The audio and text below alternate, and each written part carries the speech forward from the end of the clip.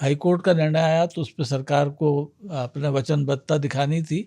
तो सरकार ने ऑपरेटर से बात करी और फिर 1 साल पहले ये नियम उन्होंने बनाया कि साहब आने वाले समय में पायलट्स को 2 दिन का हम 48 घंटे का ऑफ देंगे, मैक्सिमम नाइट लैंडिंग 2 कर सकते हैं।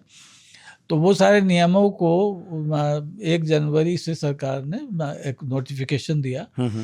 फिर क्या हुआ कि उसको पार्शियल रोल आउट के लिए बताया कि भाई 1 जुलाई से पार्शियल रोल आउट करेंगे। मतलब पहला फेज। हाँ, पहला फेज जी। उस फेज वाइज इंडक्शन करेंगे।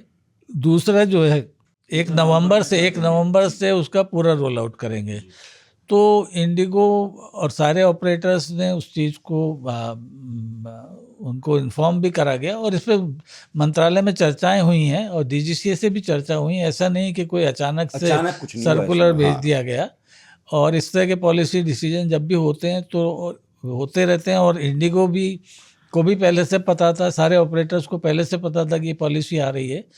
तो उसमें करेक्टिव एक्शन लेने थे। जो इंडिगो के बारे में पता चला है वो ये है कि उन्होंने इस चीज़ को बहुत सीरियसली नहीं लिया और रिक्रूटमेंट एक तरह से जो हमें नया रिक्रूटमेंट करना था उसको बंद कर दिया।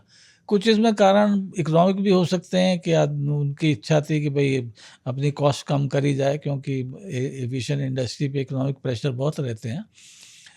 तो अभी जो स्थिति है उसमें नए रूल आए और उनको इन्फोर्स करा गया। हालांकि वो नए रूल जो हैं 1 नवंबर से आ गए थे।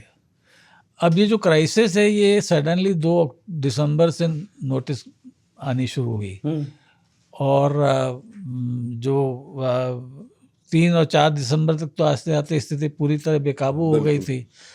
तो अब उसको इंडिगो का जो मैनेजमेंट है वो ये कह रहा है कि नए रूल्स की वजह से ये हमें हुआ। तो अब इसके बारे में सरकार तहकीकात कर रही है और बीच में कुछ करेक्टिव एक्शन अब उन्होंने लिए हैं।